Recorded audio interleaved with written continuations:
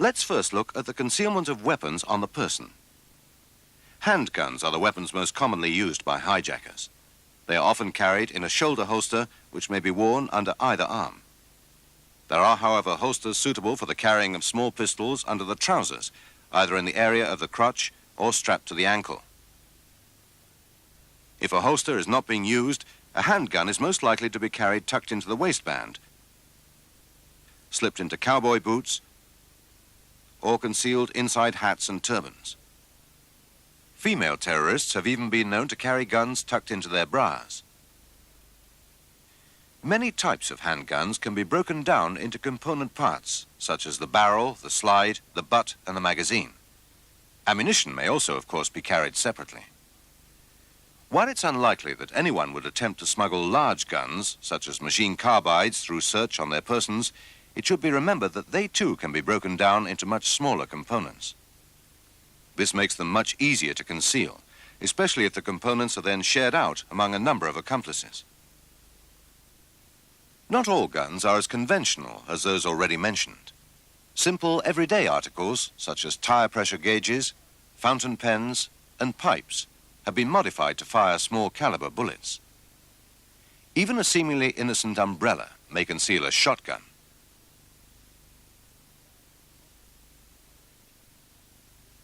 Knives have often featured in hijack attempts.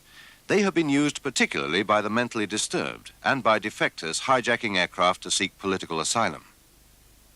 Many, such as the Swiss Army knife, may be carried quite innocently. They must, however, be confiscated if their blades are over 3 inches long. Flick knives or bayonets are unlikely to be quite so innocent. Most knives will be found in coat or trouser pockets or in a scabbard hung from a belt. They may, however, be strapped to the small of the back or tucked into the sock or down the inside of a boot. Particular attention should be paid to wedge shoes because small weapons have been concealed in the recesses under the inner sole. Knives have also been disguised as belt buckles and money clips.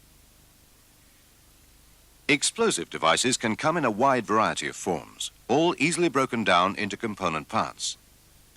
These are the component parts of a bomb, which was smuggled through search by 3 passengers at Heathrow Airport. They were subsequently assembled into a viable device and left on board the aircraft at Belfast. The concealment of explosive materials on the person is made relatively easy by the fact that they come in many different forms. Explosives can be military, commercial, or homemade. Homemade explosives pose a particular problem because they can be made using easily obtainable substances such as fertilizers, weed killers, fuel oil, sugar, and paraffin wax. They are usually in granular or powder form, but their colors, texture, and general appearance may give no clue as to their true identity. When carried on the person, such explosives are most likely to have been sealed in plastic and either wrapped around the waist or strapped up in the crotch area. Detonating cord, which has the appearance of clothesline, may be wrapped around the body or coiled in the lining of clothing. Sheet explosive could, for instance, be concealed in a diary or used as an inner sole within a shoe. Many explosives can be plasticated, which makes them easy to disguise. Explosives such as TNT have been cast into the shape of innocent-looking items such as these children's toys, decorative wall plaques, even this travel adapter, and may not immediately arouse suspicion. All explosives require something to set them off. Because of their shape and size, detonators can be easily concealed in such items as pens or cigarette packets. In one incident, 4 detonators were discovered concealed in holes drilled in this battery. Most explosive devices incorporate some form of battery, and these may of course be carried in any number of everyday items. The most usual form of timing device carried on a person is a wristwatch. There are, however, many varieties of memo timer, which can be used for the same purpose. Barometric devices may also be used to initiate explosions.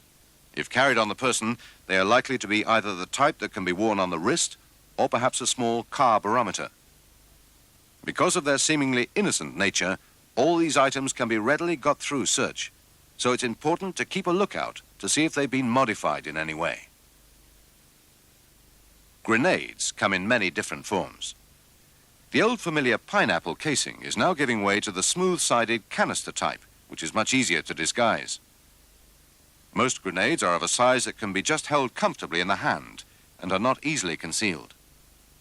Others, however, are little bigger than a golf ball and could be carried attached to a belt or in a hat or turban. Because they rely on fragmentation, most grenades are made of metal. Plastic grenades have, however, been used. This one was recovered from a hijacked aircraft at Mogadishu in Somalia.